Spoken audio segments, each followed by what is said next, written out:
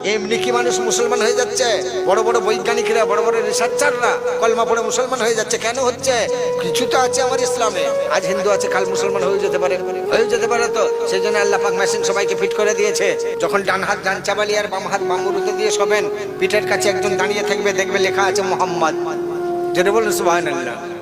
এই যে মোহাম্মদের নকশাই আমাদেরকে তৈরি করেছে। হ্যাঁ, হিন্দুকেও করেছে, মুসলিমকেও করেছে, বৌদ্ধকেও করেছে, জৈনকেও করেছে, শিখকে করেছে, সাঁওতালকে করেছে, সবাইকে করেছে। কেন করেছে? তুমি যে ধর্মেরই হও না কেন, তুমি মোহাম্মদী নকশায় তৈরি হয়েছো। কথা বুঝতে পেরেছেন?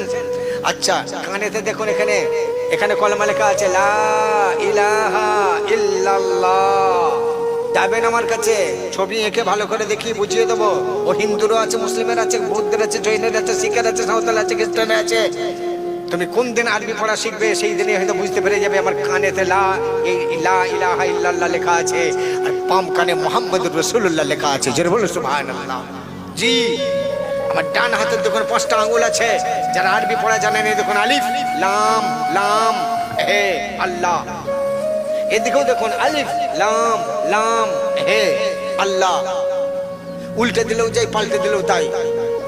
শুধু তাই নয়, আরো দেখুন আমাদের শরীরে 99 জায়গায় আল্লাহর নাম লেখা আছে। এই দেখুন 99 লেখা আছে হাতের তলায়। 1 আর এই 8 আরবিতে 18, আর এই 8 আর 1 81। প্রত্যেকের হাতের তলায় লেখা আছে। তাহলে 81 আর 18 কত হয়?